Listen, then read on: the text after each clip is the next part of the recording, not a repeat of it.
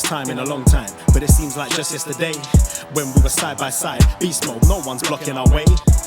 These other guys tried it, but them man ain't got the skills of Braden and Davie, brazen and raging, bringing you the thrills and spills. Right here in full gear, about to blow up like TNT. Us man are too sweet, Brady DVP, the BDElite. Right here in full gear, about to blow up like TNT. Us man are too sweet, Brady DVP, the BDElite.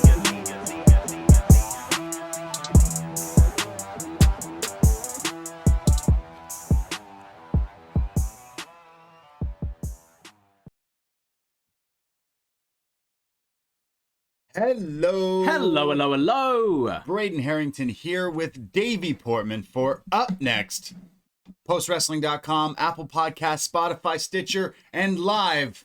Twitch.tv/UpNextPodcast. Yes, of course, guys, we're NXT friends. Friends. And we'll always be your NXT friends. Friends. and Wednesday nights is NXT. We watch it, we go live on Twitch, record Up Next, and the podcast is out wherever you find your podcasts. And if you're listening to this, you might be thinking, well, what the hell is this then? Well, this is BDElite. Yes, this is BDElite. If you're not a patron, this is our weekly Thursday afternoon show where we run down AEW and sometimes talk about any fallout from NXT, and kind of we pick our favorite of the night. We normally say what our favorite match of the whole evening was and that kind of thing. Yeah, we started doing the Patreon a little year and a half ago by now, and we decided with AEW launching, we do like an Up Nextra every Thursday. We talk about AEW Dynamite and stuff. But the world's been through this like pandemic. We podcast a lot, and we decided like, hey, why don't we just put out another show for free, essentially, on our little network there. So we know Post Wrestling, John Away, they do a fantastic job recapping Dynamite every week. But as Way once said it to us, get a different perspective. Absolutely. So that's what we're here to do. Every Thursday, we will be recording our Dynamite show at BDElite, and it'll be free here on this very feed. And again, Thursdays around 1 p.m. Eastern time is when we live for the Twitch in case hang out Thursdays. Yeah, we are now officially the wrestling podcast that covers everything apart from Raw and SmackDown. Yeah, we are. And it's interesting, but we do the main roster stuff every now and then. The Rumble show. We do the Rumble show, but yeah, now on this very feed, we're covering Impact, we're covering NXT, AEW, 205 Live, main event, ROH, all of that. We're literally like the other people that, like, because John Away watched like the Raw, the SmackDowns, and all that stuff, but we don't want to. Yeah, I really don't. I guys, I try. The Rumble got me in the Rumble feels, that WrestleMania moment, that WrestleMania Road 2 feels. So I watched some of Raw.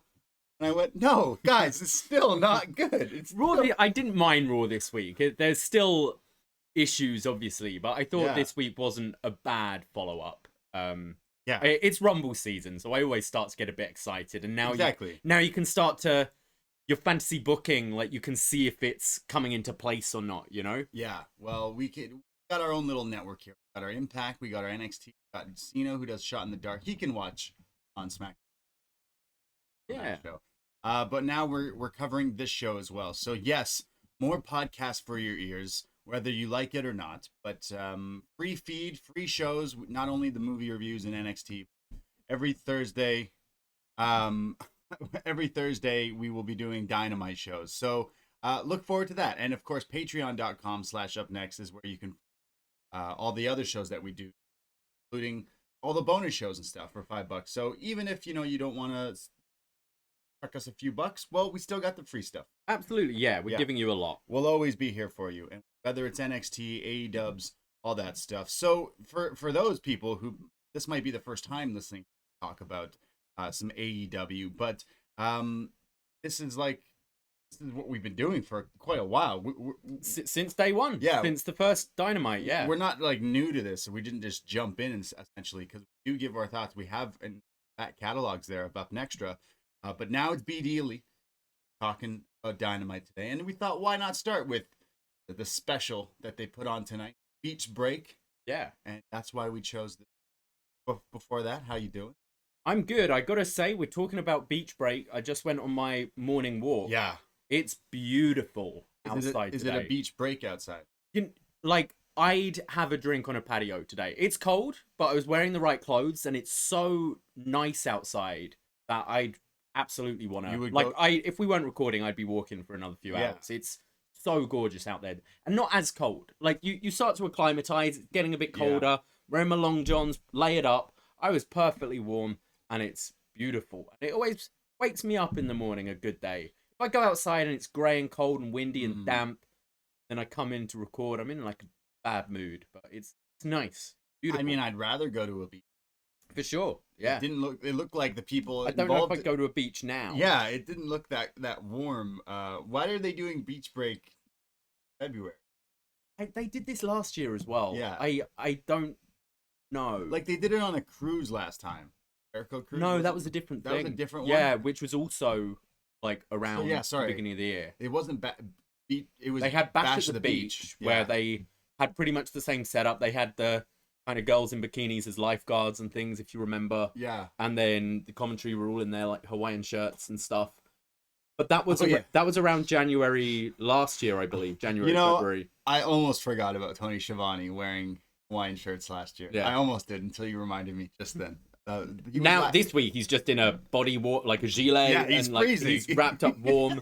He's in long johns. I question this marketing decision to have beach break in February. Surely they've got other things they could do in Feb. It's just interesting. I mean, again, we are in Canada, so to us it's winter time now, and like you mentioned, it's cold. We're rocking the long johns. I'm having a hot coffee, and then I'm watching a show that's filmed outside, but they're pretending it's like it's beach time, and you see Sting come out with snow. I'm like, I want cold. I want like Winterfest in August.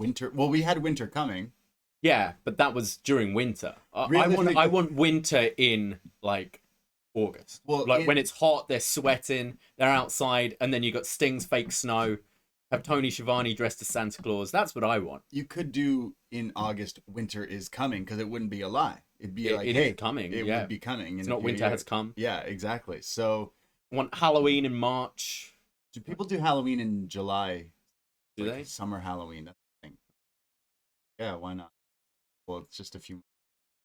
So Beach Break is the event we were talking about last night. I know we went on about NXT last night, and we thought it was a pretty good show. We had Edge show up to help lift up, I felt, the main title match that's going to be happening at Vengeance Day in a few weeks, and we will be doing a watch along and a post show for that live on the Twitch after that in a few weeks. So we're looking forward to spending Valentine's Day with all of our friends. Oh yeah, via Twitch and such. So get your roses ready for that.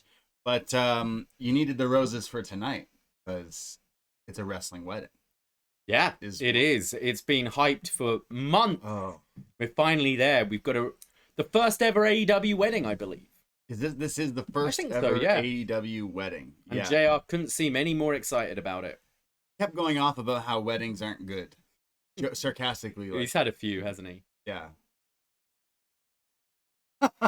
Well, we start off AEW Dynamite from February 3rd, 2021.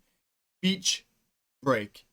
And we start off with a battle royal, a tag team battle royal for number one contendership to the tag team titles. Now, we've been usually pretty positive on AEW Dynamite. I felt like for the better half of the last year, we were usually preferring Dynamite over NXT just because NXT still felt like it was missing some connecting there. But lately, NXT we've been raving about just past few months. I think they've been on this like hot streak, on a roll of making it matter and focusing on the actual wrestling. Whereas I started this show of Dynamite and it starts off with this battle royal, which I'm already like, okay, so it's a tag team battle royal, so the tag teams are all in it, and if one guy's thrown out, doesn't mean they're both thrown out. Both of them have to be thrown out. There's some rules there. But if I like looking at things at kayfabe wise.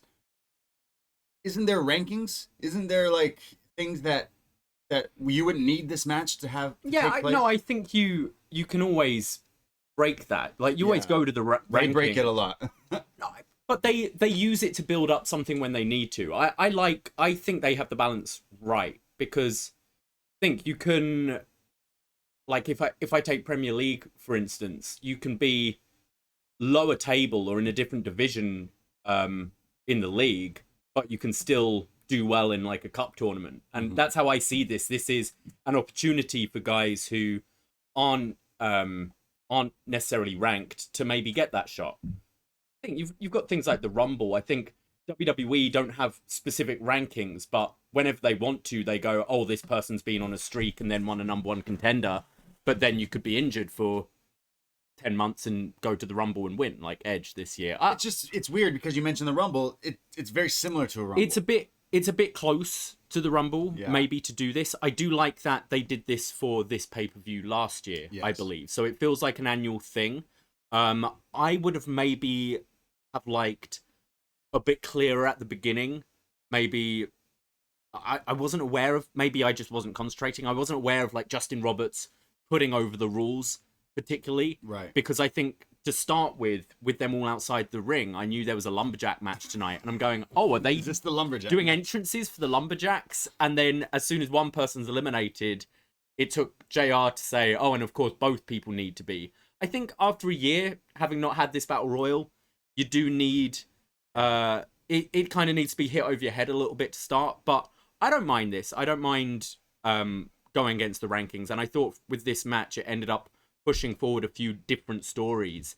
And it allows for a more surprising outcome as well. Definitely surprising because you can go with like a team you didn't really expect to go forward. They teased last week that if the Bucks, who are in this match, who are the champions, if they win the match, they get to just pick their opponent. Yeah. So they tease that it could be the Good Brothers. But we have an insert cameo from Sammy Hagar, who's wishing Sammy and Hagar good luck. Sammy Hagar, the tag team again. So he's a big fan of Sammy Hagar. And then everyone's favorite tag team, the Acclaimed. They did a rap video for this match promoting it where they're like gonna throw everyone out, throw them out, bring them out. And then of course they do a little bit of a freestyle here. It seemed like he kind of messed up. I don't think it was him. I felt bad because you had Jericho, his Judas MJF theme, which is a mess anyway, going on. Yeah. And they played it. Normally he has his pyro on I am cold like December snow, and that's when all the flames and stuff come up. And they cut to the Acclaimed's music at that point when the pyro went up. Okay. So poor guy is like having to like hear when he's coming in, rap, and has like fire exploding in his ears. Yeah. And so I think his music, like the Acclaim's music, was cued early. He ended up like finding himself and picking it back up, but it was just unfortunate. It was just a bit of a mess technically. One of the lines that got me from one of the rap lines here was, I'm gonna hit you in between your eyes like Lil Uzi Vert. Yeah. I don't know if I think I mentioned on Up Next briefly that there was rumors that this guy's gonna be involved with AEW because he's been training at the Nightmare Factory. At least one time he showed up there because all these wrestlers put pictures of them. But he recently got a diamond put in his forehead. I want to do the same, I think. It's like, what's the... I don't have any body art. I'll have maybe like an emerald in my head. Well, you would have to spend $24 million on it. That's what he... All right, I'll save up a little bit. Maybe I won't withdraw from Patreon next month. I'll maybe withdraw in December. Should we just use our Patreon treat money? myself to a forehead sapphire diamond? or something. A sapphire? Yeah, Ooh, like an emerald. Yeah, what would you... What would be better? Emerald will match my eyes. You have Have green like eyes? a third eye. Yeah. Yeah. Mine change color though. Yeah.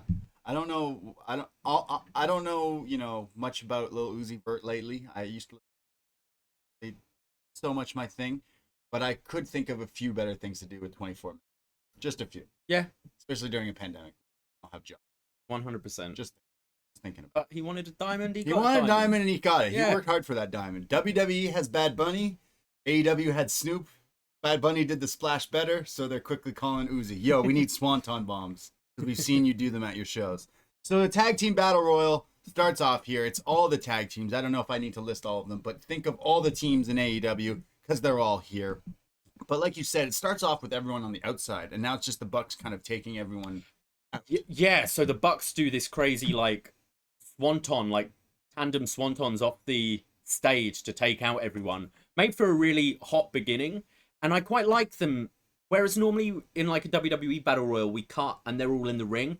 I quite like the storming the ring because you see like the kind of eager younger baby faces are going right in there to because they want to get going. Whereas you see like MJF who's still like chilling around the outside. It's like, I don't need to go in yet. I quite like it. And it allows for, at least for the start of the match, it got busy because it's a battle royal, but it allowed you to focus on different things, I thought. There's a lot of people in this match because it's not only a battle royal, but there's two of each team in each team. So there's a lot of dudes just flying all over the place. You mentioned some of like the new up and coming teams. They don't know to like sit back and relax. So they all jump in and get on the action, which ends up costing a lot of them getting thrown out, like Dante thrown right away here. There's Hager who's throwing people around. I noticed the camera cuts were actually pretty annoying. They missed a bunch of the like earlier spots, like splashes, or one of the guys from Private Party. It must be hard when there's that many people, so many people, but you would think if you see someone jumping off the top rope, you stay on. Watch to see them land. There's Luchasaurus who's in there doing like a choke slam, flipping moonsault combo with one of the Young Bucks, and then like roundhouse kicks. He's like bodying everyone. Stu Grayson from the Dark Order is doing like matrix kip ups and all sorts of crazy kicks and stuff. But he does this crazy bit where he's holding onto the waist of Hager with his feet dangling and pretty nuts. Pulls himself back up. Definitely Royal Rumble type spots going on here. All these guys were like, oh man, we wish we were in the Rumble. So we'll throw our own Royal Rumble. Be a tag team battle royal. There's a choke slam to Stu onto Anthony Bowens here. This it looked like, because Bowens had already been eliminated, and you look at Stu Grayson and he kind of looks down and like checks on Bowens to see if he's ready, and he says yes, but still doesn't quite, like, he lands awkwardly on him. It's like on his shoulder. Yeah. What's with choke slams in the ring choke slams to over the ropes to the apron? Love it lately. It's popular right now, isn't it? It's so hot right now. There's then like back kicks from there's Private Party who go for their silly string, and kind of a dumb move to do in a battle royal. Stupid move. And it costs one of them their feet get stamped out there. Private Party, as he's doing the flip, he gets his hand slapped. Yeah, so he just falls off. The Good Brothers seem to be lurking around ringside. Why aren't they just in the match? Because they're not AEW. So the Good Brothers are hanging around. MJF and Jericho eventually get the upset here because they actually throw out the Young Bucks, because the Bucks are kind of pissed that the Good Brothers are getting involved, costing people this match. And they're kind of like checking them like, hey, what are you doing? Which allows Jericho and MJF to throw them out. And then a great visual of MJF and Jericho mocking the Bucks pose here. Looks great. So it's a bunch of different mix of teams kind of near the end here. Your final people, some up and coming people like Top Flight and the Acclaim, but then Jericho, MJF, and Sammy. But Hager's gone. So now it's this weird like love triangle with Jericho, MJF, who are the team, and Sammy. So it's like, who's gonna win this? It's almost like Jericho and MJF are like, hey Sammy, help us win because we want you to do all the work. Which is kind of what happens. But Sammy gets dumped early. And it's eventually he's fighting with Caster, I think, and Jericho goes to eliminate Caster, but ends up dumping out his own friend, his own buddy, his own pal. Well, the finish of this match is Jericho eventually hits a Judas effect, sending out the last guy here, and the unlikely winners of this match, I think it was a little bit of an upset, is Jericho and MJF winning this match and are now the number one contenders for the tag title. I didn't see this coming, but it actually makes complete sense. They've been building the story of this is the new team. They won the match to become the number one team of the Inner Circle. It's surprising because I thought the Bucks would be maybe more involved with that Impact story. But yeah, I think this makes it a big match. Feels pretty fresh. I liked the storytelling throughout the Battle Royal, especially with Sammy. I thought they were actually going to go further with it and have the spot where Jericho is kind of like, all right, Sammy, like, over you go. Right. Because they'd already won that match. I also think going forwards, I like that they actually had the tease of the Bucks in the match, because you kind of go and you watch it and go, oh, well, they've added that stipulation, so clearly they're going to win it and pick Good Brothers or whoever. But I think moving forward, every year they need to have that as the stip, is the champ can be in it. So then it's like they do in the G1, whereas every year you expect a different winner, but every now and then the champ does win and pick their opponent. I thought it kind of swerved you a little bit putting the Bucks in there, and I liked that. But I thought it was entertaining. It was a bit of a cluster, but a fun cluster. Yeah, it picked up definitely towards the end, the later half, because it kind of evened out with getting rid of a lot of people, making it less messy. I'm not mad with Jericho and MJF going forward. I think that could be a pretty interesting match there. It gives heat for the storyline with the Inner Circle a little bit later on, and I don't know. I think that'll be an all right match. I think so, yeah. The Bucks are clearly, there's intertwining stories with them with the Bullet Club stuff, so kind of keeps them busy right now while the Good Brothers can do whatever. I could see you putting the titles on MJF and Jericho. Not a bad shout. You could also have some screwy... Because you can have some screwy stuff. It can then move the Bucks more into this Omega Impact feud without... It doesn't necessarily need the titles, whereas I think you can then have Inner Circle challenging Inner Circle. Yeah. For the tag or titles. maybe this whole thing's a swerve. Sammy helps them win the titles. Maybe. It's all a big swerve. Yeah, I'm interested in seeing that match down the line at Revolution. So we go to a special look at the Jade Lady. That Jade Lady. I swear he calls her that now, just on purpose. JR. Yeah, he said something along the lines. It's this week. It's like he still doesn't know her last name. It feels like I don't know her last name. Cargill. Well, we get this special look at Jade, and it's her in a gym.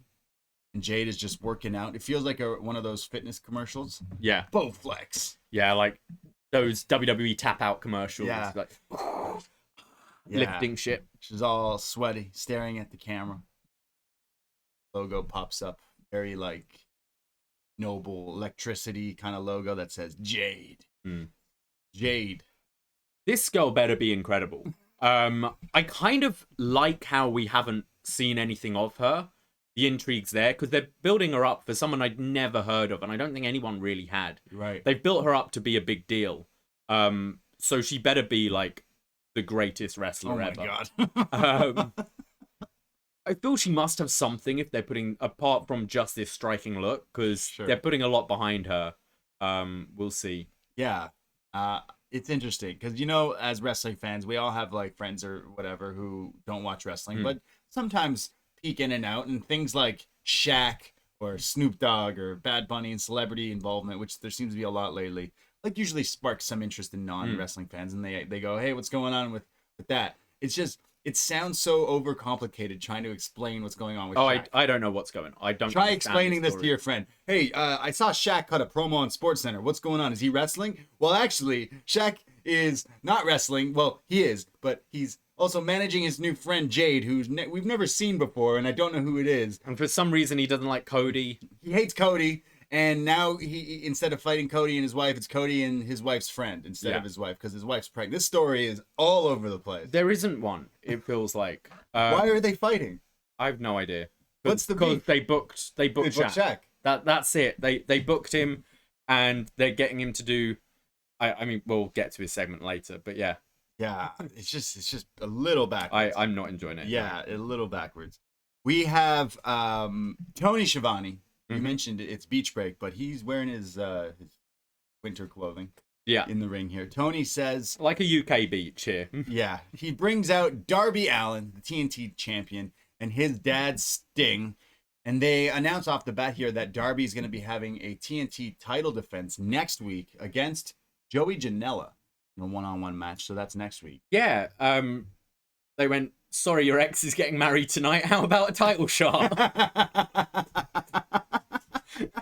I can stay at home this Wednesday, Joey. You don't need to come to work this But we'll give you a TNT title shot. You're going to lose, but we'll give it to you. Yeah, poor Joey. So Taz interrupts right away, though, and Team Taz are like somewhere outside the building. And Taz says, oh, sorry to interrupt, but it seems we were not allowed inside the arena tonight. We were barred. Tony Khan's on a little bit of a kick tonight, not allowing certain people into the arena here. Only, with these COVID protocols, you can't let everyone in the arena. They're not needed. So he's like, you know what? You guys have been dicks lately. You're not allowed in the arena. So they're outside. Ricky Starks says, Sting, when I look in your eyes, you're not the same man. You're not the same, Sting. You're sad. Sting, you will get hurt playing in the jungle. Darby, good luck next week. You're going to need it. Guarantee it. So Sting is just so upset there.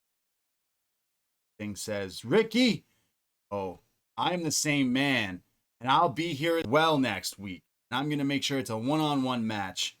Say you can't see the icon in these eyes, take a round. We're all just ready for this match now, I think, right? Yeah. Unfortunately, I feel they've kind of ran out of material with it. I always think Taz sounds good. Ricky Starks usually sounds pretty good as well.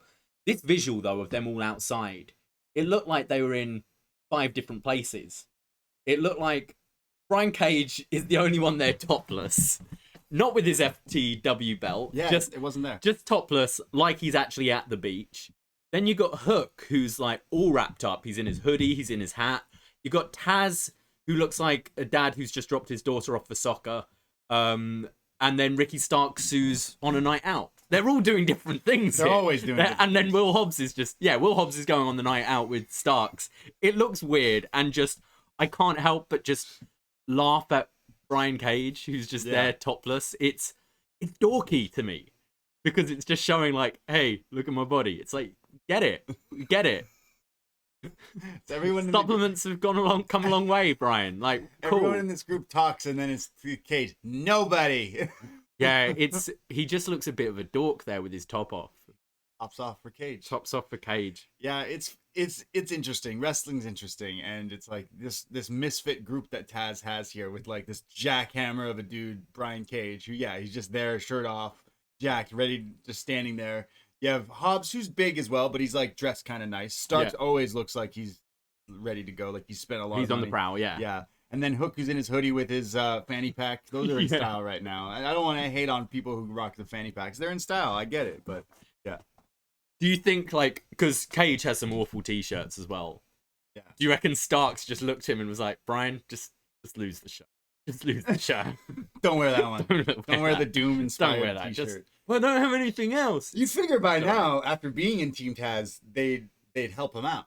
Stark would pick out some shirts for him. Yeah. That's what I want. That's the content I want to see from Team Taz, is Ricky Starks being like, look, Taz, you've put us together. You've got this group, this unit.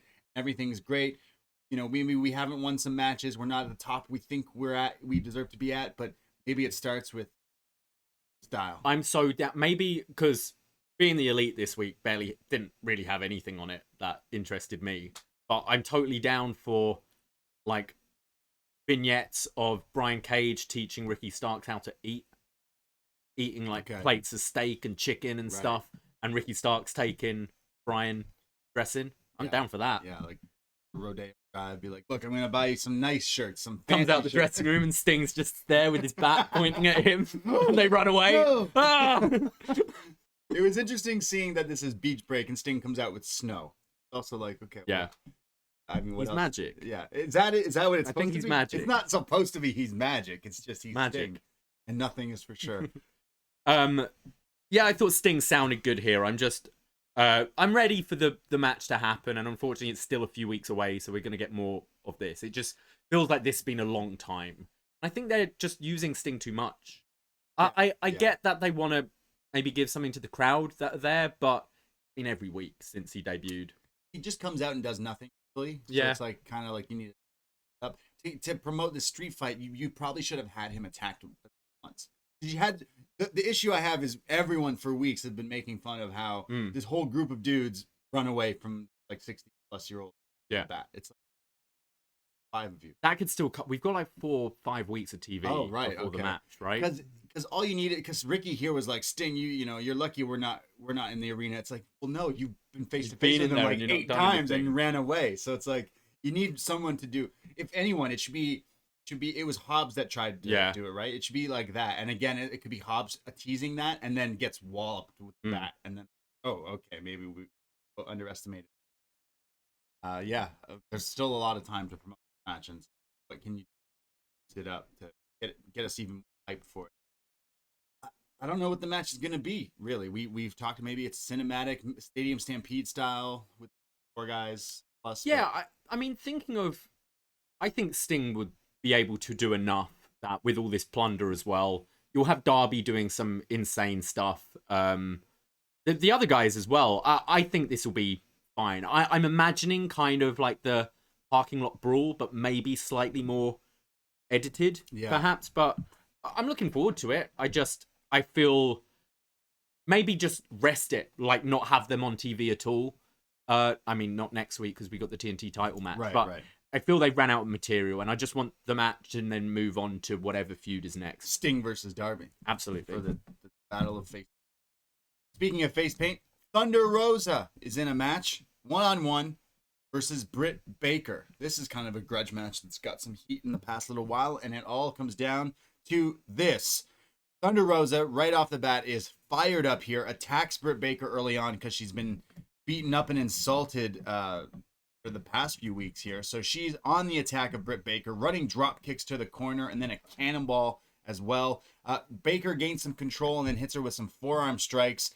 And this is, I love the quote unquote crowd here. It's mostly just the Gun Club, realistically, that are doing it. And bless them, they do a great job. I've said for weeks that Austin Gunn's just had the best job in the pandemic. They're like, look, man, you're not like a vet of wrestling. You're kind of new to it. You're Billy Gunn's son, but best we can do is we'll put you front row in this one spot of the crowd every Wednesday, and you just like help get the show over. He's done a fantastic job. He's just always excited. He's sometimes on his phone trying to get the snaps, trying to just an actual fan, it looks like. I think they record Dark after AEW, right? Oh, wow, really? I think so. Okay. And I realized last night, like, I've done a lot of, like, theater and, like, performing competitions and shit like that.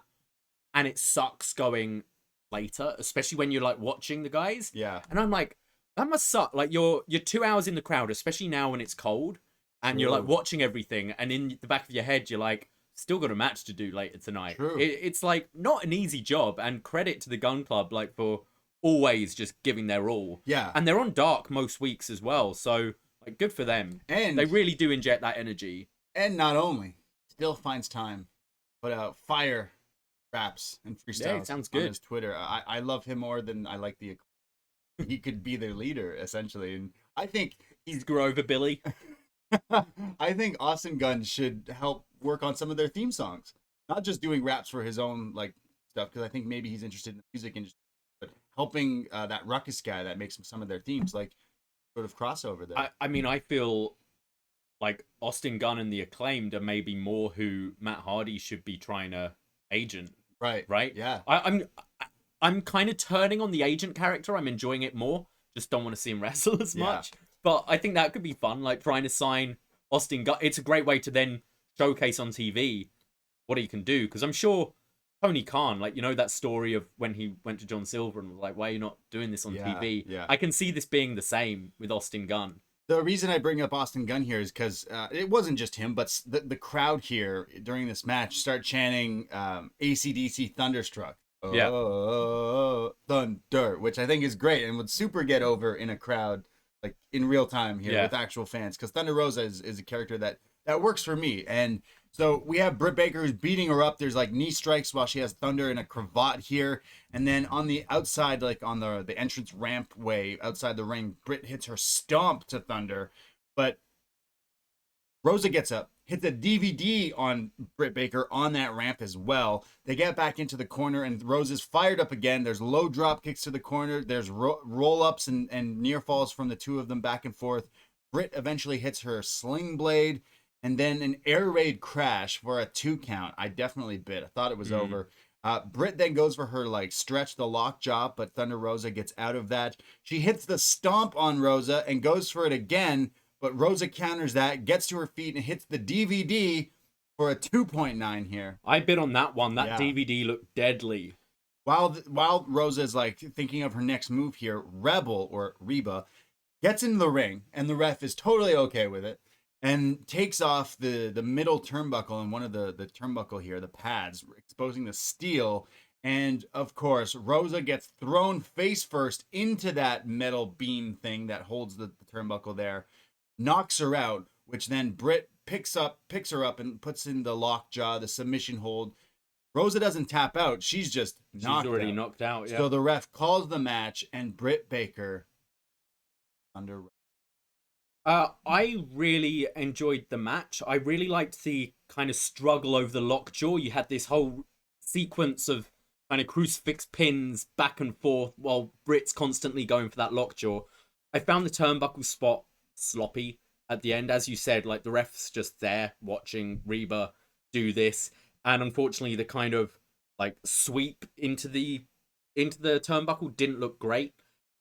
That being said, I thought Rosa sold it really well. She looked knocked out. She was so limp at the end and really sold the after effects of it after the match. So I thought that was great. But overall, I quite enjoyed the match. Yeah, I think this is one of the better women's matches they've had here in AEW. I think Thunder Rosa is a star. Just the look of her, the way she acts, the way she carries herself, and her wrestling speaks for itself. Yeah. She's a fantastic wrestler. And Britt Baker, the character genuinely gives me heat because I'm like, all right, you actually are annoying now. you are that character you're playing. I believe it so much now because it's been so long and you've been pushing and doing this. You're just so mean that I wanted Rosa to get the retribution here. I think they've got really good chemistry, and I think a lot of that comes down to, as you mentioned, Britt Baker has been a great heel, but Thunder Rosa is like fiery. She's got a temper on her as a babyface. So whereas I feel Shida in the past has been a bit too like frustrated and almost like whiny. Lame. Yeah, just like, oh no, cheating. Whereas Rose is like, I'm gonna get you, bitch. You know? Yeah, this sets up a rematch. Obviously. It does, yeah. Maybe even at the pay-per-view, I wouldn't mind. I think we'll get Britt moving forward to the title very soon now, and I think you should put the title on her. But I thought this was a really good women's match. Yeah, look, AEW. I don't want to disrespect Hikaru Shida, but lately it's been Britt Baker and Thunder Rosa and some of the other people that are not in the title picture that have been putting the women's matches, like giving it some shine here. And I thought this was definitely one of the better ones they've put on. And Absolutely. It didn't even involve title. So maybe that should be switching around to. I think it will soon. I see Britt being champ. Yeah. Within the next couple of months. I see either of these two being a champ, but definitely Britt needs to be the one next champ to take it from Shida. And have some baby faces chasing. So looking forward to a rematch down the line because I really enjoyed that. We go to Matt Hardy's dressing room, his locker room, his nice fancy locker room, and it's Hangman Page. This was from last week. Hangman was changing in his locker room because Matt Hardy last week said, hey, you don't have to change in the hallways. You can change in my room. And he says, we're just some good old Carolina boys, Hangman and myself, says Matt Hardy. And it looks like we got some good chemistry. And Paige is like, look, Matt, I just came here to change. You said I could come and dress, and I'm not here to do contracts or no carny things, nothing. Stop. And Matt says, look, Hangman, I'm worried about you. So how about we just tag one time? Not asking for anything. Let's just tag. Let's just see how it goes. Hangman agrees, and that matches today. He kind of emotionally blackmails him because he goes, you saw what Luther and Serpentico did to Negative One's birthday. And it's like, I know you like the Dark Order and you've kind of upset them. Do it for them. Do it for Negative One. Do it for Dark Order. Right. And he's like, guess I have to. I thought this was a really good, like, 1-2 minute explanation of why this match is happening. True. Because on paper, it looks bizarre. Hangman and Hardy against Luther and Serpentico. And within, like, one minute segment, you go, cool, yeah, this makes sense. And furthers that Adam Page story. Yeah, I'm seeing in our Twitch chat, John Cena, who always fact checks, Matt Hardy did say, hey, he's a North Carolina boy. But looking Hangman up, it says he's from Virginia. So does he maybe live in North Carolina now? Or because Matt Hardy's did say that. So I was like, I just believed it. I guess if I believe that he probably wrestled there. Like no, but I think that's where he resides. I don't know. It says It says he's from Virginia, but on this episode, Hardy's like, we're some good Carolina boys. Right. So I mean, I'm from the UK, you know? Like people move around. So maybe the whole North Carolina thing Kenny Omega does is just a real deep dig at Hangman Page and Matt Hardy, right? So this match is happening, in case you're wondering why, that's why. But here it is, Hangman Page and Matt Hardy versus the Chaos Project. And am I alone here to thinking, oh, I can't wait to see Matt Hardy and Luther Oh yeah, tie it up. this is why I wanted to watch tonight. Dream match. Excalibur actually mentions that Luther has worked with Hardy. I'm sorry, I think it was Hangman that worked with Hardy in Omega promotion. Yeah, before. so Hangman, I think Excalibur said, I think one of his very first matches was in Matt Hardy's promotion. So maybe he Omega. was in North Carolina at some point. Yeah, very interesting. I know we watch on delay after NXT and everything like that, so sometimes we're not sure what airs and what's not picture from the feeds we're watching here. Yeah. What was going on with these entrances? They were lasting forever. Oh. Hangman's like, yo, let's go. I think it must have been commercials because it felt I was going, is this Luther and Serpentico trolling by not coming out, or is this Matt Hardy in his egotistical gimmick just wants his music to play forever? But it's very late when we watch this. Yeah, so we're just like scratching. And we're often like under the influence of something as well, and we're like that makes it sound like we're doing terrible things. We smoked a we're on joint. heroin watching AEW, and these entrances. I think it must have been commercial break, but it often happens with the matches as well. We go, wow, this match is bragging. Like, what are they doing? And then it goes, and we're back from picture in picture, and you go, oh, okay. Yeah, under the influence for the Chaos Project. Hangman early on hits a standing star press here for a near fall. And then there's Matt Hardy who tags in, hits a side effect on the Snake Man. That's what I'm calling him. Luther's in and doing Luther stuff. Fall away slam and the kip up to the Pescada crossbody from Hangman. Always hits it so flawlessly. Just crazy. And then there's like this crazy spine buster for a near fall in the ring. Serpentico does this thing where he like is fixing his own head, like cracking his own neck. But while he's doing that, he ends up into this huge forearm from Hangman, who goes for the buckshot, but Luther blocks it and then goes for a dive on the outside, and Hangman just like moves out of the way. He just sidesteps nonchalantly and looks at the camera, and it's just like that was the thing. That his facial reaction to that is just so on point. And then goes, all right. And then Matt Hardy is just watching. Hangman hits the buckshot on Serpentico. Hardy tags himself in and gets the pin. We've seen him do this with Private Party to take all the fame here, to take all the glory. But after Hangman does all the work, and then he poses with Hangman, but then kind of is like, hey, we won. We did. He hugs him, and Hangman's like, Yeah, Hangman looks pissed, and then he's like, oh, well, we did win, and kind of does the arm raise and stuff. Yeah. So, what's going to happen with Hangman and Hardy? I'm surprised, but I really like this story of Hangman just hanging out with these mid and low carders. It feels like he's just this, like, in a crazy sort of sitcom, he's the straight man amongst all these like weirdos, you know, and that's kind of what it feels like. And little things like the sidestepping and looking to the camera, it's just like, yeah, I'm better than these guys, but I'm just having some fun, you know. I kind of like it. It's working for me with this story, because you know he's a guy that as soon as you want to put in that main event mix, you can easily.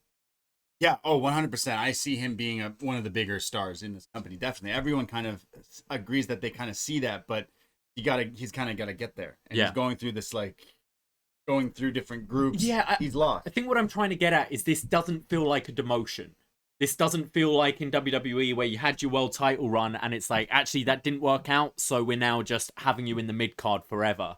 The reason why he's wrestling with these people is because he's going through a bit of a identity crisis or trying to find himself, and it's all building to his story when he will be a main eventer. I can't wait, because I like this. You're right. It doesn't feel like it's a step down. It's a story he's currently going through, and he's lost. All his boys are busy, and it makes the other people around him more interesting. You know, well, there's all this talk, and we're gonna get to the open door and the forbidden door and all that stuff. There was a promo in New Japan years ago when Hangman was around New Japan for a little while, and it was Tanahashi. Okay. Who Tanahashi after a match goes, hey, that Adam Page is really good. Someone needs to get him away from the Bullet Club. He needs to get that Bullet Club out of his veins because I see him being best ever. Tanahashi said that in a promo. And now, fast forward, the Bullet Club has been drawn out of his veins, but now he's like a lost puppy and doesn't know where to go and stuff. So what I'm saying is, Tanahashi needs to come into AEW and be his tag team partner.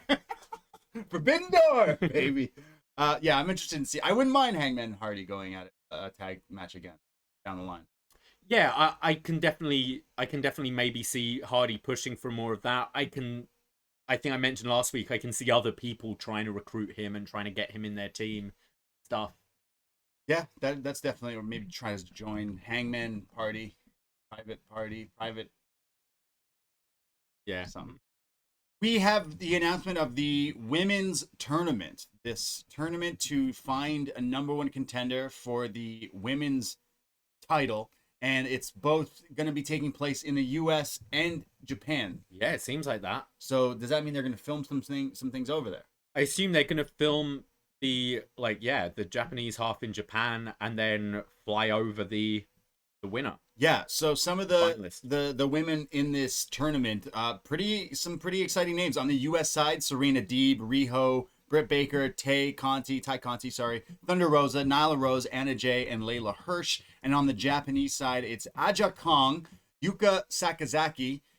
Sorry if I pronounced this wrong, but Veny, Veny, Emi Sakura, Ryo Mizunami, Mei Suraga, Rin Kadokura, and what got a huge pop from me and a lot of internet people, wrestling fans went wild for this. Maki Ito. Are you familiar with her? I am not, no. Surprise, motherfuckers! Follow her on Twitter. She has possibly one of the greatest wrestling Twitter accounts in all of pro wrestling, in my favor. There's been so many articles written about her in the past few years. The non-wrestling I had so many non-wrestling fans message me about this girl about last year or so when the story came out from her. She's amazing, and they need to sign her. I don't know how her character is going to work on TV like this. It needs to work. I think she's one of the best, and I can't wait to see her in AEW. So looking forward to seeing a lot of these people, even Aja Kong in there as well. This seems Yuka like Sakazaki we haven't seen for ages. Same with Emi Sakura. I'm super interested in this. It feels like they're really you look at this seems way better than the field of talent they had during that women's tag tournament, and some of the greener talent, let's say like Anna Jay and Ty Conti, since that tournament have really upped their game and improved as well. So I think this could be quite good, and interesting seeing Rio is in the US side. So I imagine she's back then. Yeah, I guess so. I'm interested in seeing where they film other things. Is it going to be with other promotions, kind of helping them? I'm not too sure what's going to happen, but I'm interested in seeing some of these new faces and some of these characters show up in AEW here. Open doors everywhere. Yeah, open them all. We go to Jericho, MJF. They're excited. Let's go, baby. We did it. They're excited backstage with the Inner Circle, but Sammy Guevara singing a different tune. A little upset. He says, I was just collateral damage. You guys use us. You say we're in this together, but sometimes I'm not too sure. Sammy leaves the room, walks off. Jericho is like, oh, Sammy, and chases after him to defuse the situation.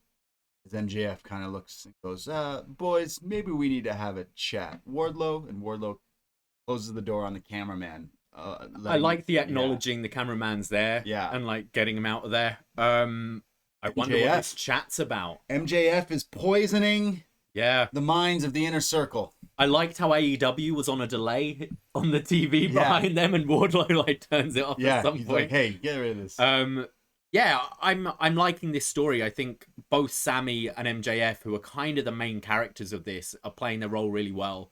Actually, all of them are. All of the Inner Circle. I'm curious what this conversation is.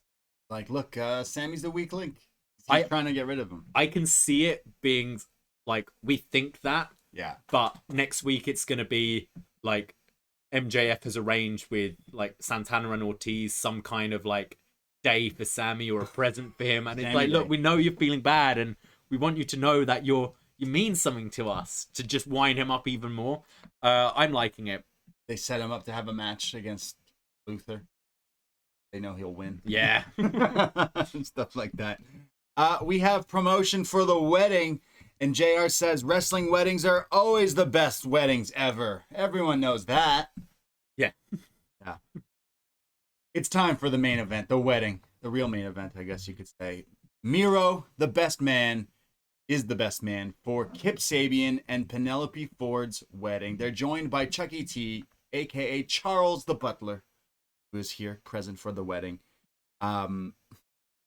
Miro, they're here, by the way. We see a little promo before, and Miro says, we all know people who are married. Kip's about to get married. Tony, you've been married. JR's been married. And Chucky T, well, he's never had a girlfriend. And then Vicky Guerrero shows up and goes, it's time for the wedding.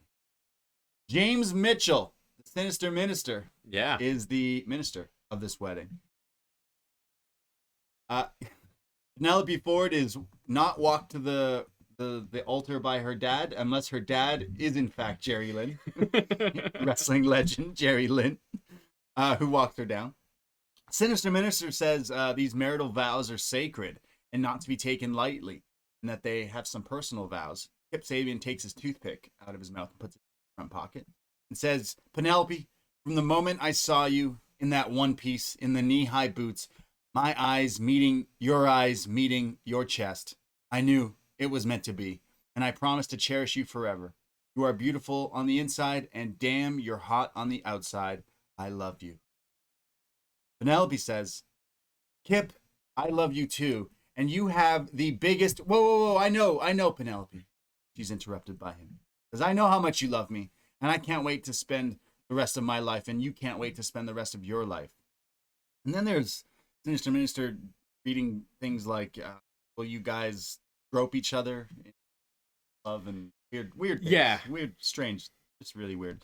Like, I get what they're going for, because he's like the opposite. He's like the evil Sinister, but like minister, but yeah. And in kayfabe, for as long as you live, it matches their characters, because they've been, well, it's more about the public affection and like constantly just groping and making out during matches and stuff like that. Yeah, they're gross lovers. Miro says, please no interjections, because they're about, does anyone speak now? And he's like, no, we're not doing that. I've done this a few times. We're gonna skip this part. We know how this goes. Let's skip this. So they get the kiss, and I now pronounce you husband and wife, and then please join Miro in a toast. So they pull out the champagne. He says it's all about love. What is love? The crowd starts to chant, baby, don't hurt me. He says, I got a present for you. I am your present. My knowledge is your presence. Viciousness is your present. And points to this giant box that I with the gifts. And Chucky, what is this gift? So it's almost like as if someone's in the box, in wrestling weddings. So Miro beats the shit out of the box, and it's empty. I don't know what the gift was supposed to be, because there was nothing in the box. Nothing in it. Yeah. Not really great gift from Chucky here. Miro says, what is love? Baby, don't hurt me. Again, the crowd chants, and he goes, I love that song. The only funny part of this whole thing, that bit. I continue. He says, he keeps talking, but then he looks down at his feet, and out of all the people watching, including us, because the camera was just so tightly on Miro talking, no one noticed that someone had handcuffed, or leg cuffed, I guess, Miro to the ring post in the middle of the ring. Yeah, I didn't notice this. No one noticed this. Not Sinister Minister, not Kip, not Penelope. It felt like, you know, in horror films where like vines just come up from the ground. Yeah, Evil Dead, but it was exactly cuffs. Yeah. And then Charles he decks Kip, and then there's Penelope who gets pushed into the cake, sort of, and then the cake gets thrown away, and underneath the cake is Orange Cassidy, who hits it. I think his move is called the Beach Break, isn't it? The Orange Plunge, isn't it? Something like that. And he hits that on Kip, and everyone's upset, and wedding's not ruined because it already happened, but yeah. What? This was bad. I'm trying to do my best explaining what happened, but A, it was just really lame, and B, I think care. The thing is, when it comes to a wedding, you're expecting like a big turn or a big return or something, whereas this was just more of the same. It was more just best friends trying to get one up on Miro and Kip. I was at some point when Miro was going, like, your present, your wedding gift is me. I thought, oh, that's gonna be it. They're not gonna like that because he's not actually got him anything. No, it wasn't that. Even the "Baby Don't Hurt Me" thing was cute, but it's also the roster singing it. Yeah. So it could have been organic, but it also could have been planned. Whereas if it was a full proper crowd doing this, I think it would be a really like fun organic moment. But when it's just you're just singing with Austin Gunn, you know, Bless Austin Gunn. It didn't Best part of really this hit thing. with me. This was just bad. I thought there wasn't anything particularly good. I was wondering at the end if Kip genuinely hurt his head because a lot of people were checking on him. Yeah, Seemed to have some kind of lump on his head. Chucky took one of the champagne ice bucket things and hit him with it. Right. So I think it kind of conked him a little. Oh, ouch. So in the chat, Sino saying that they did kind of show Chucky like handcuff or cuffing the leg of Miro. Cool. I completely thought this would change our minds. Leading into this for weeks and weeks, you knew they had so much time to plan stuff. And then it got here, and I was like, okay, they're totally going to prove me wrong. And they didn't do that at all. And I was ready. When I saw James Mitchell come out, I was like, Yeah. okay, all right, that's a fun touch. Yeah. But yeah, no one got shot. No one got shot. We didn't have any former lovers show up. We didn't have Teddy Long and his choir singing at his wedding like they had. We didn't have 3-minute warning coming out to kill them all. Yeah, this was disappointing because the thing is coming out of this is nothing's changed, really. Yeah. Apart from Kip's married to Penelope, nothing's changed. It's still Miro and Kip hate best friends. And they're gonna feud.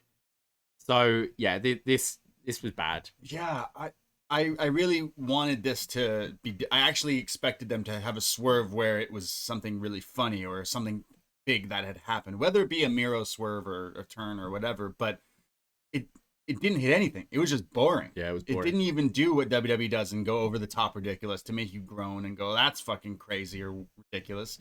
Didn't even do that. It was just like another segment that I didn't need to. This was a big waste of time. It was. This was a big waste of my time as wrestling fans.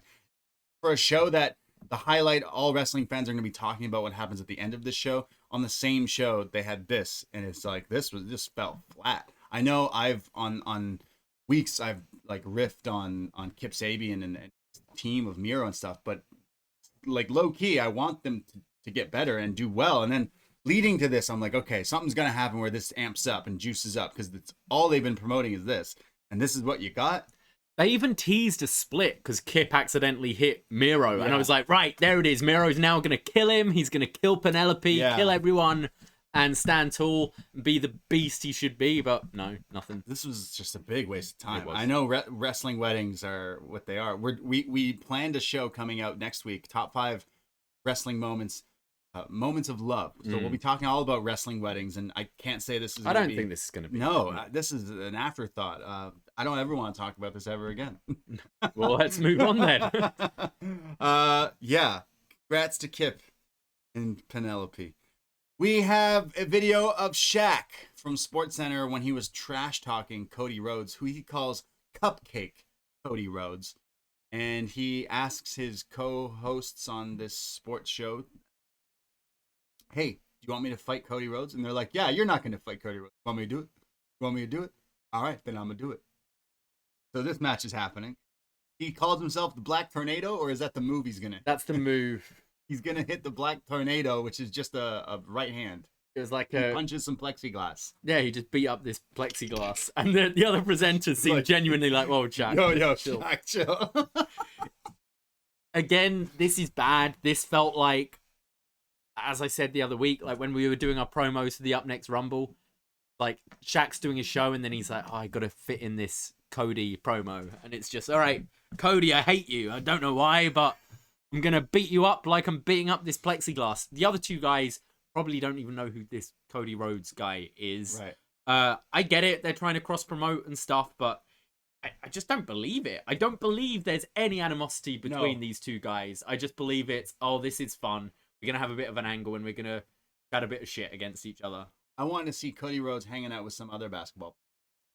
Right. Chilling. And then it's them being like, we maybe used to play with Shaq time ago. Yeah. They're like, yo, I'm fighting Shaq. And then Shaq. He wasn't even good at shooting. Like he's past his prime. He doesn't shoot three. Sucks now. He sucks at that. Like there's just no reason for this match. Also, they announced it's happening March 3rd, which is for free on Dynamite, not at the pay-per-view. Which I think, hey, why not give it away? Back wrestling. I'm not surprised it's on. This is a TNT cross promotion thing. Why would they want to put it on a pay-per-view that only benefits AEW? Like they want to benefit TNT. So it makes complete sense that it's on a Dynamite. And the NBA All-Star Game is the same night as Revolution. I guess Shaq's busy. Okay. Right. Could you imagine that? They're like, hey, so we're going to sign you for this match. It's going to be at our pay-per-view. Like, yeah, cool, I got it. They're like, so you're all ready for that pay-per-view, March 7th? March 7th? Well, guys, I gotta do the All-Star Game and more promo for Icy Hot. Fuck. All right.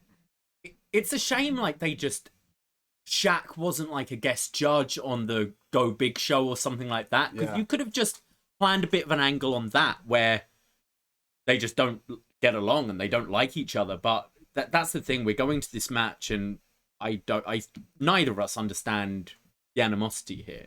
I want Cody to make fun of the Genie movie he made. Shazam. Right. Cody's going to come out and make fun of Shazam. Cody's going to make fun of, what are you going to do? Some Shaq Fu on me? And then I want... it's obviously going to just help Jade get over Red Velvet because that's the match. Which great. If it does, they've succeeded. You know, like if they come out looking like stars, cool. Yeah. But it's been weak storytelling for sure. We seem pretty negative on this show, but it felt like a bit of a downer of a episode of AEW Dynamite. It's just weird. In a flip of a hat, a flip of a coin, I guess you could say, WWE's had celebrity involvement that has actually worked, in my opinion. Whether you know who Bad Bunny is or not, you watch him at the Rumble, you're like, yeah, cool, he did a dive and sold the ribs or whatever. But then he comes out on Raw and like just acts the part of wrestling. You're like, oh, this guy seems to actually grasp what wrestling is.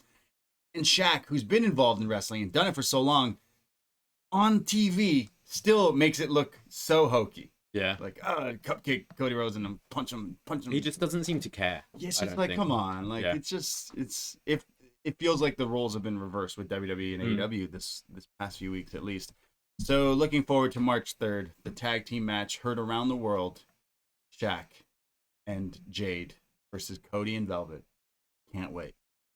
We go to, hey, it's a lumberjack match. Yeah. You were so ready for this match. Oh, yeah. I kept thinking this was coming. You kept thinking everything was going to be a lumberjack match. Well, there are a lot of people around the ring a lot of the time. Just like how everyone's kind of in their street gear, in their street clothes, and Ryan Nemeth got ribbed and showed up in his trunks. That was pretty funny. Yeah. Literally all the lumberjacks just in regular clothes.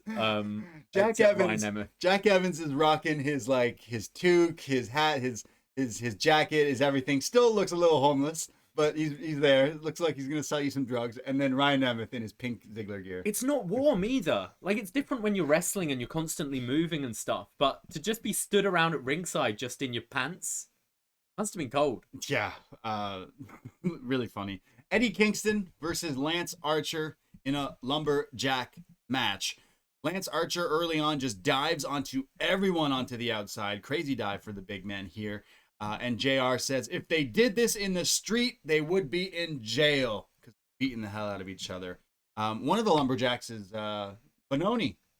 He's Benoni, yeah. Where's NXT's own. Where's his buddy? Where's his partner? Tino? Turncoat. Is he back in NXT, snitch. I think? The snitch. The NXT snitch. There's this weird kind of splash thing from Lance Archer for a near fall and a Uranagi. We see the bunny, not Bad Bunny, but just the bunny. She gets involved here. Again, refs don't count, but this is a lumberjack match, so there's some leeway here, which allows Eddie Kingston to hit his spinning back fist to Archer for a near count. Now, what happened with Jake the Snake on the outside here? Jake the Snake took out someone. Was it Evans? Jack Evans? Oh, Jack Evans, maybe? Yeah. So funny. Yeah. This wasn't really even caught that well on camera. He just running clothesline, and then you see him just laughing and people batting him on the back. It was as if he just on the fly was like, yeah, I'm gonna do. Yeah. You screamed at the TV. What the fuck? Jake the Snake doing wrestling moves again? Wow, crazy. Definitely got me into the match. Eddie Kingston hits a T-bone exploder on Archer, the big man there, for a near fall. Blade, who's a lumberjack, sets up a table in the ring, but then one of the guys from Bear Country, tag team of Bears, sends him flying through it. So it's just like, what is going on here? Archer hits a ripcord into another Uranagi there, and eventually hits the blackout and pins Eddie Kingston. I thought this was it was a mess, but it was a fun mess. It was just chaos the whole time, right from Lance Archer just running down to the ring and diving to start the match off. I thought it was really hard hitting, some fun spots with the Lumberjacks. Yeah, I thought this was kind of the shot in the arm this show needed. It was just chaotic and fun. Yeah, this was really like a bit of a cluster as well, but everyone kind of got their stuff in. It was kind of messy, but it's a lumberjack match, so the but it kind of like good messy for me. Like it felt like some kind of street fight where it's not like pretty, but it's just a load of guys slogging at each other, and occasionally some wild card will jump in and try and get a dig in. Yeah, like it kind of felt a bit more real in a way. And yeah, just Bear Country. Oh yeah. So Butcher Blade versus Bear Country. Yes. Two big guys. Yeah. I'm interested in seeing why weren't they in that battle royal? No, they haven't been too much on TV. I think they tend to kind of ease people in from Dark, and just a spot like this, it makes you go, if you don't watch Dark, you're like, oh, who's that big guy who did that thing? And rather than going, why is this team I've never seen before in this match? Well, if you don't watch Dark, you can listen to Shot in the Dark. Absolutely. Because John Cena will tell you things that, such things as Benoni is now Peter Avalon's sidekick here in AEW. Did you know that? Bet you didn't know that. No, I haven't had a chance to listen yet. Well, I can't wait. It'll be my walk later. Peter Avalon and Caesar Benoni. Sounds money to me. Yeah, that sounds pretty great. Hey, look, not everyone can be a main eventer. You need low card and mid card people as well. You need Mark. You do. If everyone's Stone Cold Steve Austin, you're like, you can't run a product on that. You need these losers in there as well. Here you are defending people, and then you call them losers. That's not very nice. Peter Avalon is a saint. Cool. All right. In his bed. Martini glasses. Great gimmick. We have FTR backstage. Cash, Dax, and Tully. And Dax here. Sorry, is it Dax or Cash? The name's just... Dax is the bald one. Yeah, Dax says, Jack, talking to Jungle Boy Jack from their awesome match last week. He says, you and your dumb-ass dinosaur. You tell me you didn't tattletale on us. You ran to Tony Khan and got us banned from the arena tonight. All the heels are just banned tonight. Tony was tired of their shit. And you know what? You're banned. You're not allowed in. He says, we beat you up and you went and told on us to the teacher, to your mommy and daddy, Uncle Tony here. Tully says, well, yeah, fear the revelation. Apparently everyone is scared of FTR. And you guys, you had us handcuffed to your dinosaur. And there was a battle royal tonight with tag teams. And because we weren't allowed in the building, we weren't allowed to enter that match and get another championship opportunity. And that's all we want. And because of you, we weren't allowed that. So what's it going to take, Jack? Jack, we're not bad men. Bad things. As they're talking, you keep hearing this like sound of something. Pull over a chair. And it's Marco Stunt, who's been taken hostage, kidnapped, taped up here as Tully gets in his face and looks like he was gonna kiss him. And they just kidnapped this kid. What's going on in AEW? Shit like this where you're banned from the arena. Yeah, you can't kidnap people. No wonder you're banned. You're like kidnapping people, cutting off dinosaurs' horns. Yeah. I really enjoyed Tully here. I thought he was great. Liked his outfit as well. He had his FTR tee and jeans, but with this nice suit jacket with sequins on the lapels. He looked really flashy. Yeah. It gets a bit ridiculous when you get kidnapping angles where people are gagged and stuff. Well, let's take it a step even further beyond that. You know, you said things get ridiculous when you have kidnapping. No, things get ridiculous when you have dinosaurs. Yeah, well, that's what I'm getting at. But this whole feud is ridiculous because we got dinosaurs and jungle men. Like, I kind of like this. I thought Tully sounded great. I think FTR a decent promo that I can go, yeah, this is silly, but I'm enjoying it. I'm really hot off that match they had last week with Dax and Oh, Jungle that was Boy. fantastic. Like, so you guys could literally do anything, and I'd still be interested Yeah. in where this program goes, because that match did deliver for me last week. Absolutely. But there wasn't really a mention, because Luchasaurus and Jungle Boy were in the Battle Royal earlier, and obviously he's got a new mask. No, they were little. Like, they were cut off. it looked like they were still cut Like off. Hellboy. Yeah. Yeah, because I watched BTE where there's a dinosaur like thing in the parking lot of Daly's place. Yeah. It was really weird, but really funny. Dinosaurs in wrestling. It was okay. Yeah, it was, BTE. I don't know. That show is but this, as far as this thing goes, it's so ridiculous. It's so over the top. But if it leads to good matchups, maybe more so Jungle Boy and Luchasaurus versus FTR, because before it was with Marco. I assume so. Yeah. It would definitely is something I'm interested in seeing. But weird kind of way to get there, like kidnapping. How did they kidnap him if they weren't allowed in the building? It's small. No, when Marco arrived, they got there early, waiting. Marco would be on his own. Were banned, and they were like, "What?" Oh, we'll wait and kidnap Marco. He wasn't Marco comes in singing along to himself, but bag over his head. Sing for me, Marco. Sing for me. You're kidnapped. Kidnapping. Alpha dog or something. We have a Joey Janella promo. He's looking mad fresh here. Everyone talks about Miro's fits all the time. Joey Janella looking like he's going skiing or snowboarding here with this great jacket. He says, Darby, next week I get a shot at the TNT title. Joey Janella is back. Darby, we have a history of mangling ourselves and mangling each other. We have history. But Joey, the bad boy, is back. And he's a future TNT champion. And next week, going to be a bad, bad boy. So, making it known like, hey, I know I've been kind of put in this position. And I'm tired of it. I'm going to prove to the world I'll fight you. Is this going to be no DQ with these two? I imagine so. Are we just going to have a technical classic? They'll be like, you know what? Let's make this no DQ. I'm interested in this match, actually. It should be fun. Yeah.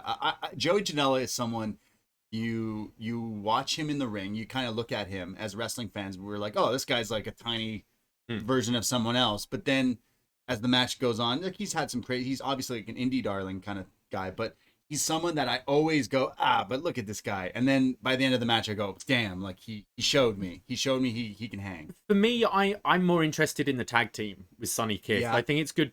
They've got good chemistry, and they started putting them on Dynamite a lot more, and they've pulled off on them. I'm not quite sure why, but I'm more interested in seeing more of that than. But the tag team division is stacked. But I think that the singles will be good. I just want this jacket. Looked great. But that's next week. Can't wait. We go to the main event of Beach Break. The Bullet Club with some new music, it sounds like. The Good Brothers with Kenny and Don Callis coming out to some new music with like ad-libs. It's kind of NWO-esque with like the music and then the sound bites throughout it. But Kenny coming out, the AEW champ, the Impact Tag champs, the Bullet Club. They don't really say it, they're the Bullet Club, but they call themselves the Bullet Club. Yeah. It's like this weird thing. They come out to go up. It's a 6-man tag. The Bullet Club versus two parts of the Death Triangle. The Bastard PAC, Rey Fenix, and the former champ, Jon Moxley, who's got a bone to pick with Kenny Omega. Early in this match, PAC takes on Carl Anderson, who he keeps getting the upset here with like a snap Rana and stuff, who's pissed. So he tags in Doc Gallows, who then Moxley wants to fight him. So he's taking on the big guy here, hitting him with everything, a regal knee, and tags back in Rey Fenix and PAC, who's hitting like standing moonsaults to Carl Anderson at one point. There's then a PAC who hits this crazy German suplex on Kenny Omega. Mox hitting X-plexes. Mox hits a suicide dive at one point, looks nuts. But it's Kenny in the ring who's now beating down on Moxley. Once he gets the offense, he's kind of playing that. He's really taking on this heel role as like really well here. Obviously, Kenny's been a great heel in history, but kind of only beating down on Mox when he has the advantage. Like, yeah look, I'm beating you up, but always tagging in his boys when it's getting too hot for him. Doc goes for like this powerbomb thing, but he's not doing the weed smoking or suck my dick motions anymore. Not edited out here. We're live. So Moxley drops him down though and puts him in the figure 4, but it's broken up. There's Rey Fenix who gets this hot tag, and it's super hot. There's like spring Ranas to super kicks to Doc Gallows too, who's super tall. Oh, this guy's not real. Yeah, he just cut down Gallows just with these speedy kicks. Looked so good. Yeah, is Rey Fenix a human being? I don't think Have so. anyone checked? Has anyone like properly shown us that this guy is human? Because how did he reach that high to super kick Doc? Because that guy's like 7 foot tall. That's just crazy. There's like flying headbutts, just insane. Super kicks everywhere.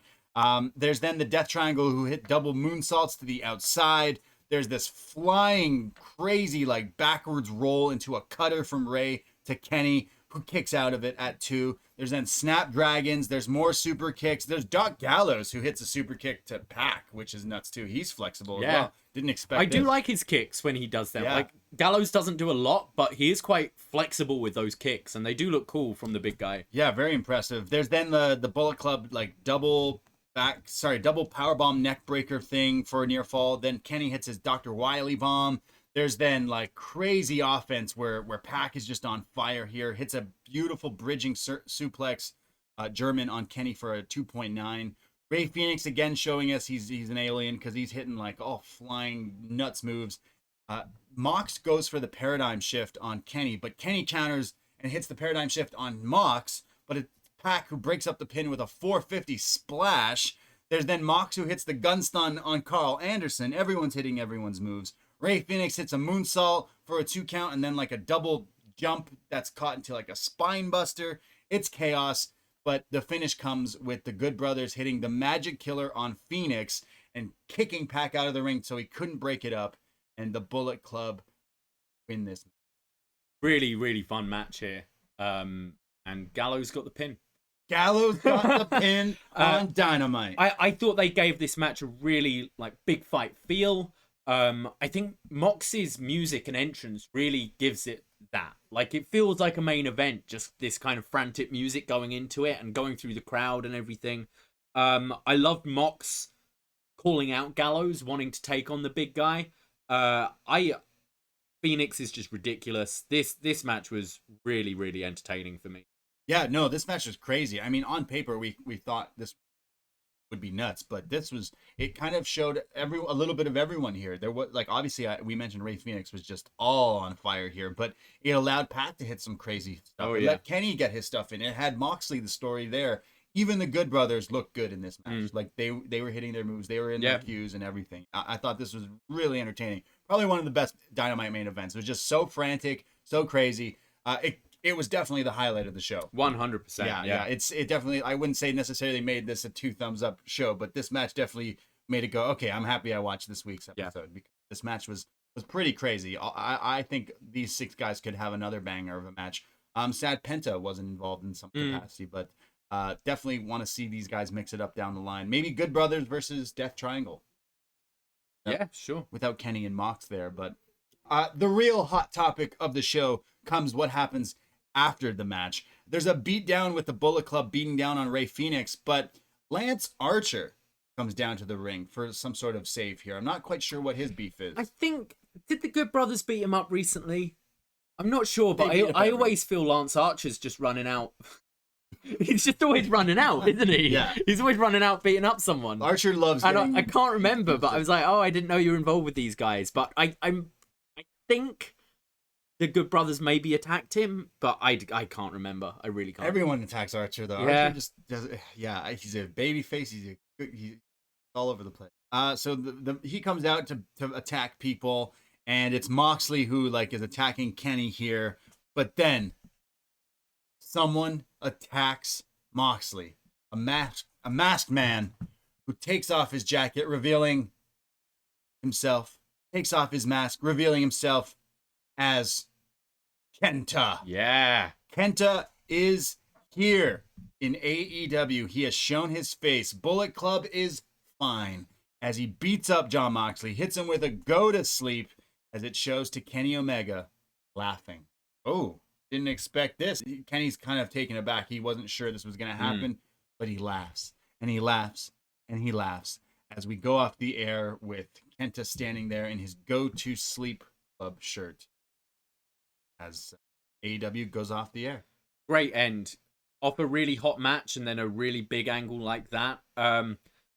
was kind of disappointed that they revealed on New Japan Strong this week that this match is happening. Right. Because I think it made this a bit less shocking. Still cool to see New Japan talent in an AEW ring doing something.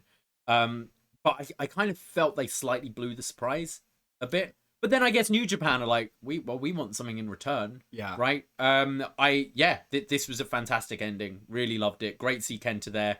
You can finally build up this match. And some news for next week as well. Yeah, after this, they did a Twitter exclusive here where Kenny Omega and KENTA have a little backstage thing. And it's Kenny being like, oh, hey, KENTA, Brother Switchblade didn't tell me there'd be another one of you guys coming over.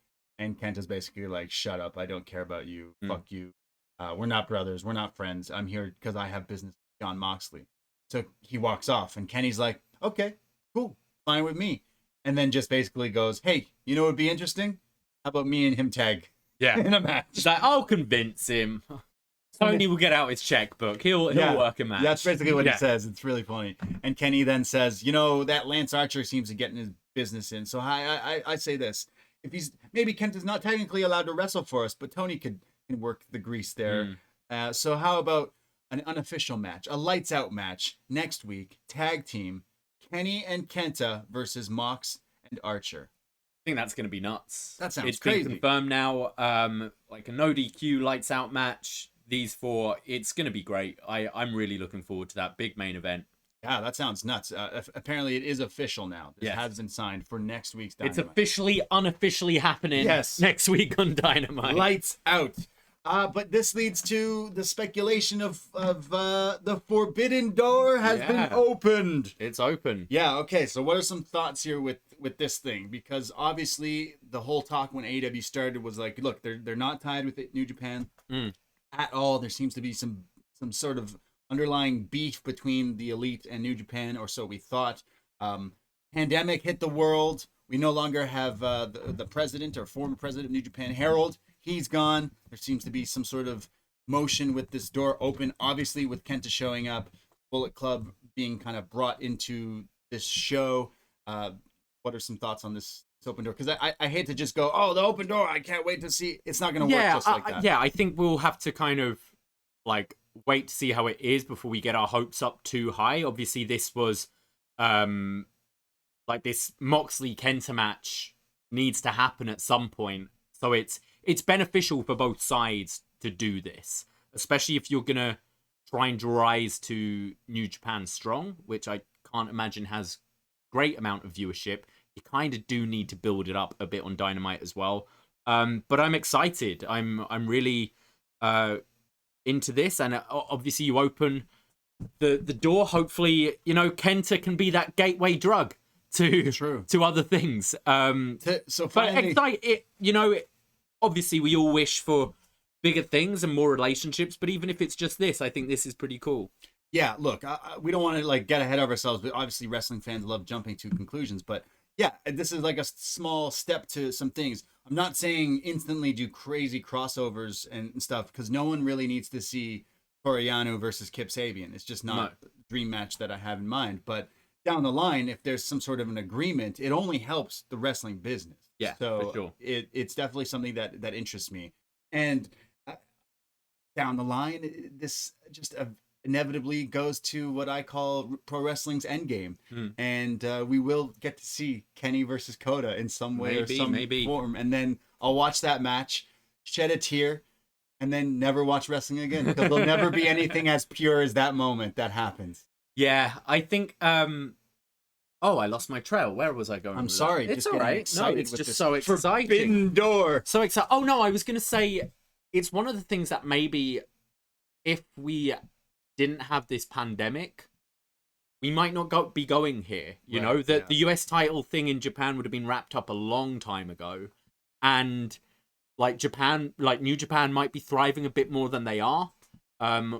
Whereas now with all these empty arena things, especially with their kind of LA dojo stuff, it kind of needs a bit of a boost. So I wonder if we didn't have this pandemic and both companies were just thriving, that door might still be closed. But I think with Impact, AEW, and New Japan right now, they kind of go, look, we need each other. We can help each other out here. We can make everyone's business better. Yeah, I think so. Yeah, quite interesting. Yeah, I'm interested in seeing where it would go. More so, like I know KENTA versus Moxley is a match that we're gonna see soon, and it sounds great. But I still want that Suzuki Moxley rematch. I think there's some juice to be absolutely drawn out of there for sure. There's definitely a few matches that make sense.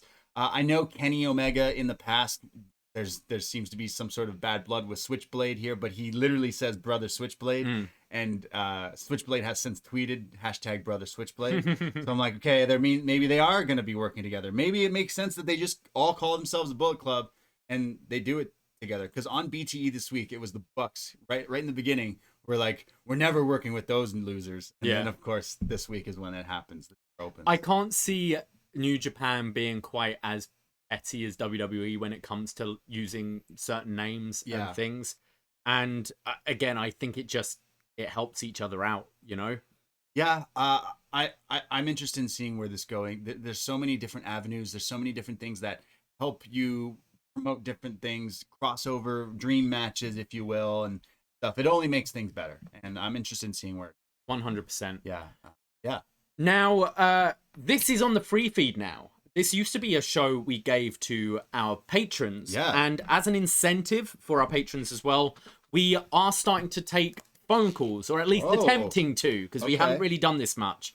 So if you are a patron, we post out the Zoom link. We go live 1 p.m. on Thursdays with BDElite.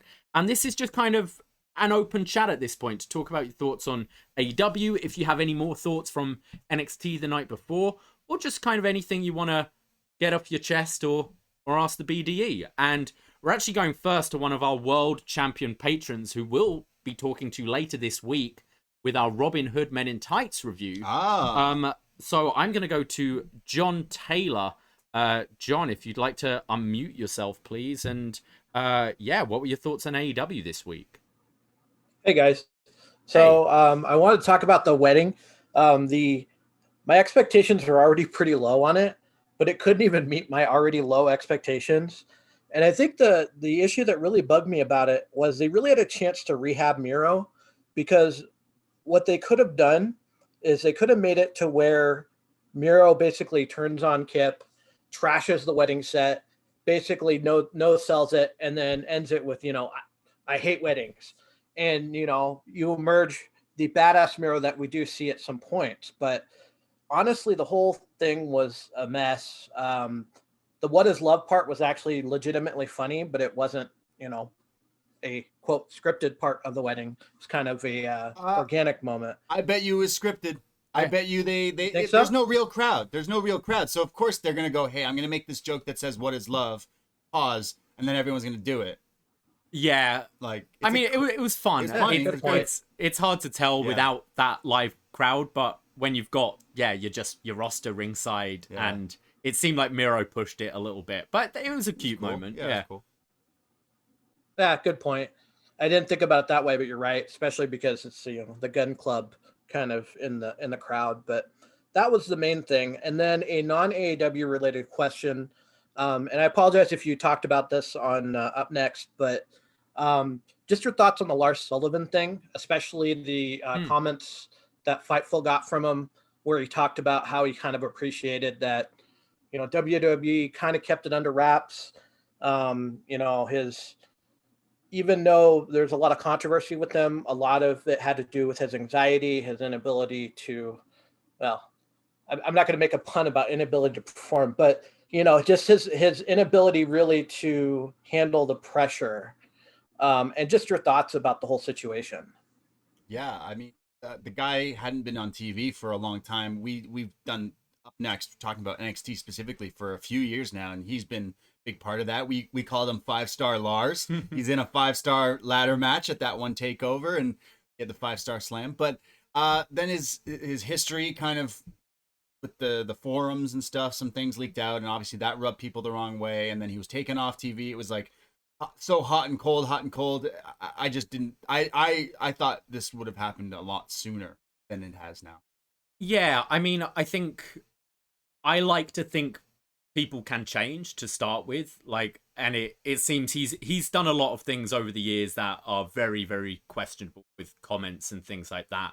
And I hope moving forward, this is something that he can overcome and become a better person. But also for the guy's mental health, it seems better that maybe he isn't in the company. They've tried a few times on the main roster, and as you said, the kind of stress and anxiety got to him, and that's awful. Like I've had moments when I felt like stressed and anxious, and it's not nice. And then having that amplified, knowing that you're performing in front of millions as well. I do kind of feel for him and think for his own mental health, it's probably a good thing that he's been let go. And I hope he can kind of get over that and move forwards, and just also hopefully is a bit of a better human being now than he was a few years ago. Because people go through anxiety and like you mentioned, like everyone kind of goes through that and stuff, but to have it like under a microscope and stuff, it's gotta make that so much harder. Like the kind of porn that was found as right, well. yeah. And like A&W, like that can't be easy, knowing that's out there, knowing you're in the public figure. We've heard comments from Paige when her leak came out, and how serious it can affect mental health. So I can't say I'm surprised he's gone, and it seems I wasn't aware of his comments, but it seems like from what you were saying, he's happy with how it was dealt with, and that WWE dealt with it quite respectfully with him with this release. But I hope he finds some peace. Yeah, what are your thoughts, John? Oh, sorry, I had muted myself. Okay. It's interesting because reading a lot of the comments online when he got released, obviously there's because of his history, overall comments were fairly on the mean side. A lot of people were glad he was gone. And then when I think it was Sean Ross Sapp that actually reached out to him and got the comments from him, his comments seemed very, and I don't know if it was just like political in nature, but very thankful. He also said he was, kind of aware of how his perception was, and he says that he feels like he's not that person anymore. And so, especially with as someone like, to be honest, like for me, even something like this, calling in to you guys is quite anxious for me. And so I can't imagine having to, go out and be on TV and perform that way with someone who struggles with it. And I think a lot of it has to do with, because of his history and because of a lot of the things he said and the way he was, and he knew that came to light. I think that might have amplified it, but I don't wish that kind of stress or that kind of anxiety on anyone, regardless of what kind of person they might have been compared to what they are now. So I think I came away kind of, my perspective on him changed a little bit. It doesn't excuse anything he said or done, or doesn't mean that he might be a better person now. It's not my place to say. Yeah. But I do think that I came away maybe being a little less on the piling on bandwagon of, oh, thank God he's gone. But, once again, it could have been calculated for all I know. For sure, yeah. For the rest of his life, he'll tell people he was in a 5-star match. He was indeed. Never forget. Well, thank you, John. We'll talk to you a little later. And Little John. We're going to go now to our Up Next Rumble winner, World Champion patron Chris Elliott. Oh. Chris, if you want to unmute yourself, please. Not. Hello, how are you doing? Going? Not too bad. Well, what are your thoughts today? AEW comments, NXT? What would you like to talk about? Both. The last couple of weeks, I've started trying to watch both at the same time, where I'll have NXT on my TV and AEW on my phone. Right. You're one of those, Chris. I'm one of those. I think I already thought less of you because you're my opponent at WrestleMania, but now I think a little more less of you. And I found myself, in terms of match, in terms of like the matches, apart from the main event, I found myself more drawn to NXT last night. Okay. And I would, wedding, of course, drew me in just to see how batshit crazy it was going to be, and of course it wasn't. But for the rest of the show, it was NXT for me was the better show last night. I agree with you. I think for a few weeks in a row now, NXT's been the better show, but I do think AEW had the better match. I will say though, even though that wedding was terrible, weddings clearly draw. Like we've been quite open on the show. We're not fans of Kip Sabian or Miro, but still going into this, there was that intrigue of the wedding. And I think whenever a wrestling promotion promotes a wedding, people are still going to tune in, even if they've been burned so many times. I think it is a kind of tool you can use to kind of bump a rating a bit. You said you were doing it dual screen. What went up against the wedding? I can't remember. That's the thing. I was that drawn into it. I can't remember what was going on NXT at that point. You were so drawn into the wedding. So drawn to the wedding. I preferred NXT last night as well, but I will say that the main event of AEW was my match of the night. As weird as that sounds. 100%. So I enjoyed both shows, but I thought NXT was the Edge was on last night, and he said NXT focuses on the wrestling, the second W. It's true. NXT definitely has been in that wrestling gear lately, which I that's the reason I love their strength. Yeah, that's the reason I love NXT so much. So I thought they put on a better show. Any final thoughts, Chris? Just finally on the open door now, where I've read what Dave Meltzer had said. Apparently, New Japan were looking to they were wanting to talk to Tony Khan specifically, but they'd sent Chris Herrington over to talk to them, and that was apparently the stumbling block. But now that it was desperation to get Moxley sorted and get that title match done. From what Meltzer said, that seems to be the straw that's broke the camel's back and has enabled the opening of this relationship. Nice. Yeah, I mean, it makes sense. Why not? It does. It's beneficial for both. For everyone involved in Moxley, this title and stuff. Yeah. Well, thank you, Chris. Thank you, Chris. We'll chat to you No soon. problem. Thanks, guys. Take care. Bye. Any other calls? No, that's it for this week. Yeah, well, hey, thanks. We'll continue to try to do these calls when they come through here on this Thursday show, because why not? So if you're a patron and you want to get some comments on the show, join us next week. I see already in the Twitch chat some people are like, ooh, now that this is a thing, I'll definitely call in next week. Definitely look forward to hearing your thoughts on some of the stuff in the pro wrestling world. That was AEW Dynamite from February 3rd. The beach break is over. The wedding is over. I think we both said we enjoyed NXT a little bit more last night.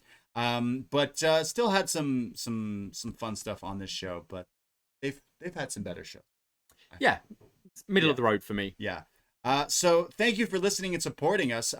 You can listen to all the shows, our Impact reviews, our NXT reviews, our Dynamite reviews, and patreon.com/upnext for $5 a month, North American tier. Our February schedule is looking lit, and for $5 you get everything we're going to be putting out this month, including everything in the back catalog that we've done, hundreds of shows, so many podcasts, all at your exposure, at your leisure. That's the thing. Yeah. So go help us out there and go check us out, and we appreciate you. Go follow us Twitter and Instagram at UpNext Podcast is where we post everything that we're doing, whether it's Twitch streams or hosting podcasts, all that stuff. We appreciate you listening and checking us out. And again, every Wednesday night, NXT, every Thursday, Dynamite. So all the podcasts, all the wrestling. Thank you for listening. Take care. Goodbye. Be safe. And the forbidden door is open. Ahoy!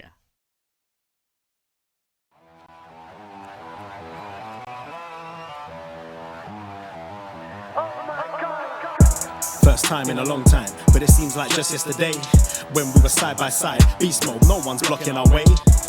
These other guys tried it, but them man ain't got the skills of Braden and Davie, brazen and raging, bringing you the thrills and spills.